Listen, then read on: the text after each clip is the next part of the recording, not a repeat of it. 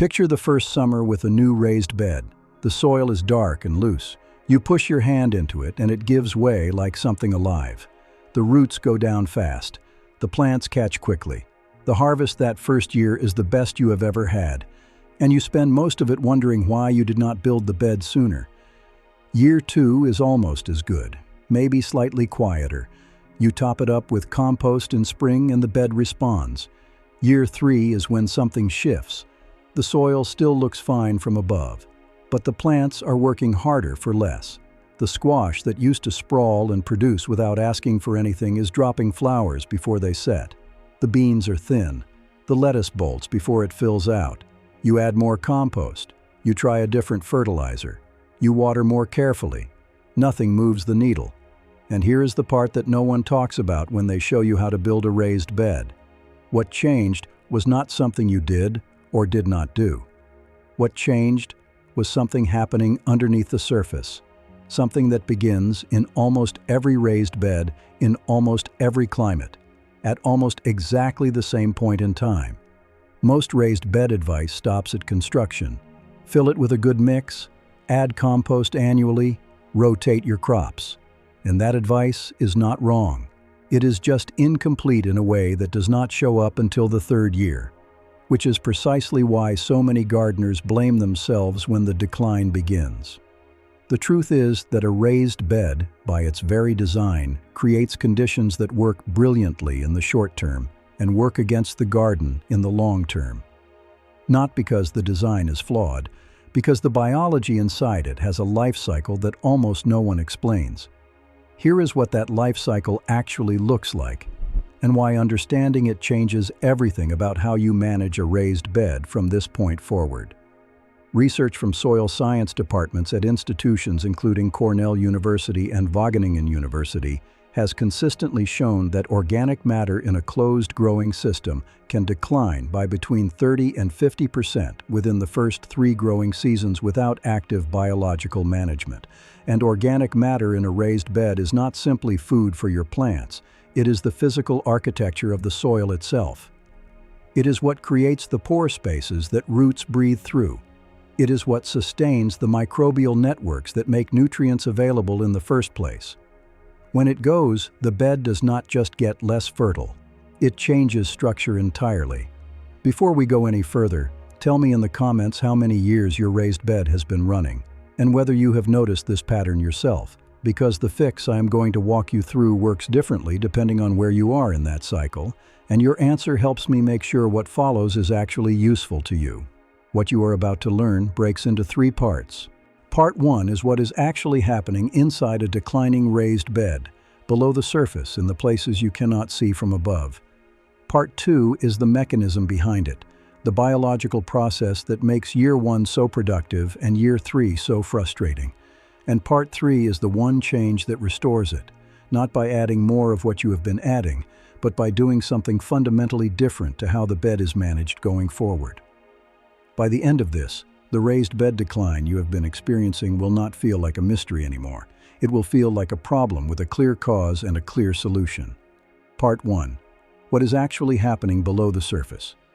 When you first fill a raised bed, you are creating something that does not exist naturally in any garden. A concentrated pocket of biological activity, with almost no competition from surrounding soil, no compaction history, and an extraordinary amount of available organic matter relative to its volume. That combination produces the year 1 results that make raised beds so compelling. The roots hit loose, aerated soil with abundant nutrition and spread fast. The microbial population explodes because the food supply is generous and the conditions are ideal. The plants above respond to everything happening below. But here is what is also happening during that first year. The organic matter is being consumed. Every microbial community in healthy soil is essentially a decomposition engine. It breaks down organic compounds, releases nutrients, and in doing so, uses up the very material it lives on. In an open garden bed, this cycle is constantly replenished by leaf fall, root death, animal activity, and the movement of organic matter from surrounding areas. In a raised bed, a closed, bounded system, that replenishment happens only when you add it deliberately. By the end of year 1, a significant portion of the original organic matter has already been processed. The bed still looks rich. The biology is still active, but the reserves are lower than they were at the start. Year 2, the process continues.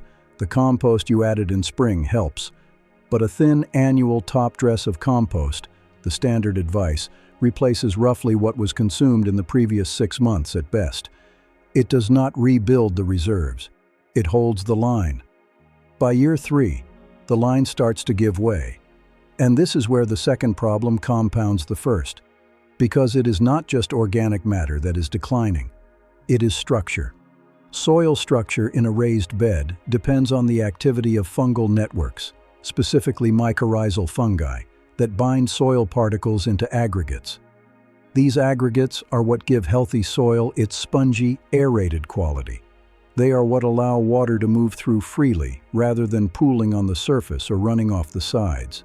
They are what create the pore spaces that roots navigate and breathe through.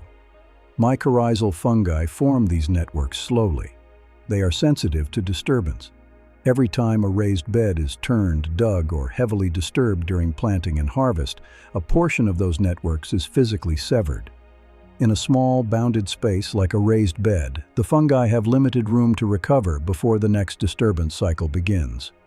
By year 3, in most raised beds that are regularly cultivated, the fungal networks are a fraction of what they were in year 1. And without those networks, the soil aggregates they were maintaining begin to break down.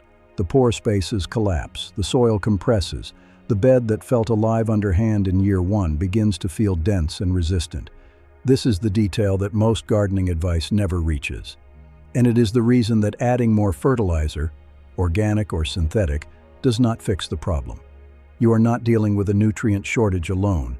You are dealing with a structural collapse. Those are different problems, and they need different solutions. So why does the compost you add every spring not reverse this? That is the question worth sitting with. Because the answer explains something that most raised bed growers have never been told. If this is the first time the raised bed decline has been explained to you at the level of what is physically happening in the soil, rather than just what to add on top of it, this channel goes this deep every single week. Subscribing is free and the only way to make sure the next video reaches you. Part 2. The mechanism, why the bed works against itself over time. I want to take a moment here and address the myth that has caused more raised bed disappointment than almost anything else in home gardening. The myth is this, that topping up with compost every spring is sufficient maintenance for a raised bed indefinitely. It sounds completely reasonable. Compost is organic matter. Organic matter is what the bed is losing. Replace the organic matter with compost, and the problem is solved. Except it is not. And the reason it is not comes down to how compost interacts with a biologically depleted soil versus a biologically active one. In a healthy, fungally connected soil, compost added to the surface is colonized quickly. The fungal networks spread through it, breaking it down and integrating it into the soil food web. The nutrients it contains are processed through multiple layers of microbial activity before they reach plant roots, which means they are released slowly, consistently, and in forms the plant can actually use. In a biologically depleted raised bed, one where the fungal networks have collapsed and the microbial diversity has crashed, compost added to the surface sits differently. It breaks down, but primarily through bacterial decomposition, rather than the full fungal bacterial balance of healthy soil. The nutrients are released in a less stable form. They are more vulnerable to leaching with rainfall and irrigation. And because the structural pore network is already compromised, the compost does not integrate deeply. It sits near the surface as a thin, active layer, while the soil below continues to compact and close. This is why gardeners who add generous compost every year still watch their raised beds decline. The compost is doing something. It is just not doing what they think it is doing. And it is not addressing the underlying cause. The underlying cause is biological collapse. And the fix for biological collapse is biological restoration. Here is something worth sitting with for a moment before we move into the solution. The raised bed that is disappointing you right now is not a failed garden. It is a garden that has run through its original biological capital, and has not yet been shown how to rebuild it. That is a completely different situation from a garden that cannot grow. Every raised bed that has declined by year 3 can be restored. The timeline depends on your climate and your starting point. In most cases, you will see measurable improvement within 1 growing season and significant restoration within 2. If you have made it this far into this video, I already know something about you. You are not looking for a quick fix. You are looking for an explanation that actually makes sense. This channel is built for that kind of gardener. Subscribe if that is you, and come back every week. Part 3. The one fix that restores a declining raised bed. What it is. The method is called deep biological mulching, and it is the practice of applying a thick, layered combination of carbon-rich and nitrogen-rich organic material to the surface of the raised bed and leaving it largely undisturbed to break down naturally over time. It is not complicated. It is not expensive. In most cases, the materials are free or nearly free. What makes it different from the standard annual compost top dress is the depth, the composition, and, most critically, what you stop doing at the same time you start doing this. What it does. Applied correctly, deep biological mulching restores the conditions that made the raised bed productive in year 1. It rebuilds the food supply for mycorrhizal fungi and soil bacteria. It recreates the moisture-retaining, temperature-buffering layer that protects soil biology from the stress of heat, drought, and heavy rainfall. It reduces compaction by encouraging earthworm activity, and earthworms, moving through compacted soil, restore pore structure more effectively than any tool you can put in the ground. In most temperate climates, gardeners who apply this method at the end of the growing season report noticeably improved soil texture by the following spring. Yields typically improve within 1 season. The structural restoration, the return of the spongy, aerated quality the bed had in year 1, takes longer, usually 1 to 2 full years, depending on how depleted the bed was to begin with. Why it works. Soil fungi, particularly the mycorrhizal species that build and maintain soil structure, are carbon feeders. They draw their energy from carbon compounds in organic matter. A thin annual compost top dress provides a limited carbon supply that is consumed relatively quickly. A deep mulch layer, 4 to 6 inches of mixed organic material, provides a sustained carbon source that supports fungal activity over months rather than weeks.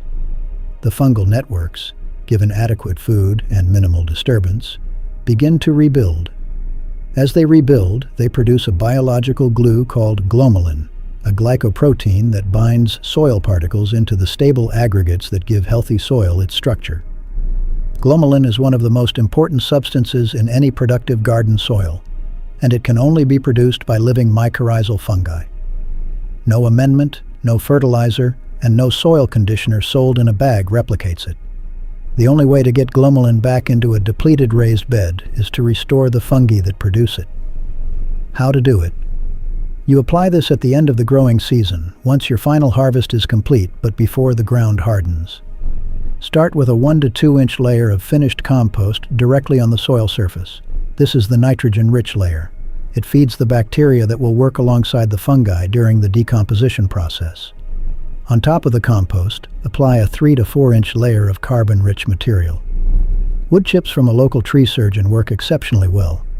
Many offer free delivery to home gardeners, and the mixed wood chip and leaf material they provide is close to ideal. Shredded autumn leaves are an equally effective and entirely free alternative. Straw works well in most climates. Avoid fresh grass clippings as the only carbon layer. They mat and exclude air. Do not dig either layer in. Leave them on the surface. This is the critical departure from standard practice. The temptation is to incorporate the mulch into the soil, to speed up the process, to make the bed look tidy, to feel like something is being done. Resist it. The fungi that will do the restoration work live in the top few inches of undisturbed soil. Every time you dig, you reset the clock. Leave the layers on the surface and let them move downward naturally, the way they do in every healthy forest floor on Earth. In spring, you plant directly through the mulch layer. If it is not fully broken down, which it often has not in cooler climates, Pull it aside gently at the planting spot. Set the transplant in and draw the mulch back around the stem. The bed remains covered. The biology below continues to build. Where it fails. In very wet climates with heavy clay soil beneath the raised bed, deep mulching can occasionally create conditions that are too moist in winter, particularly for beds with inadequate drainage. In these cases, reduce the mulch depth to 2 to 3 inches and use a coarser carbon material, wood chips rather than leaves, to maintain airflow within the layer. Fresh wood chips from conifers, pine, spruce, cedar, can acidify the soil surface slightly over time as they break down. This is not a serious concern for most vegetables, but it is worth monitoring if you are growing crops that are sensitive to pH shifts. Hardwood chips are the safer general choice. The method also works more slowly in very cold climates where the growing season is short and soil temperatures drop early. In Zone 4 and below, apply the mulch layer in late summer rather than after the final harvest, giving the biology more time to activate before freeze. Cost and time. The compost layer costs whatever your homemade or purchased compost costs. If you are making your own, the material cost is close to zero. Wood chips from a local arborist are typically free. Many actively look for gardens to deliver to. Shredded autumn leaves cost nothing beyond the time it takes to collect them. The labor involved is 1 to 2 hours per bed, once per year, at the end of the growing season. That is the complete maintenance commitment for the restoration phase. In subsequent years, as the bed biology stabilizes, even that labor reduces. There is a version of gardening that treats a raised bed like a container, something you fill, use up, and eventually refill from scratch.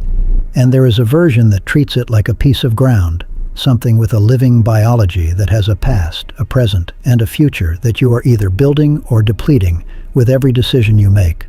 The bed that disappointed you in year 3 was not failing. It was telling you something. It was telling you that the biology that made it extraordinary in year 1 had been consumed faster than it was being replaced, and that the fix was not more of what you were already adding, but a fundamentally different relationship with what lives in the soil beneath your plants. A raised bed, managed this way, does not peak in year 1 and decline from there. It builds. Year 3 becomes better than year 2. Year 5 becomes better than year 3. The biology compounds in the same direction as your effort, and eventually, the bed requires less from you, not more, because the system has learned to sustain itself. That is what a healthy raised bed actually looks like. And it has been possible in your garden the whole time. If this channel is giving you the explanation behind the advice, not just what to do, but why it works at the level of the soil, subscribe and stay. It is free. It is here every week. And the gardeners who stay are building something that lasts. Tell me in the comments, how many years has your raised bed been running? And have you noticed the year 3 shift? Tell me what state or region you are gardening in as well, because the timeline and the fix look slightly different depending on your climate. And I read every comment. Your answers shape what this channel covers next.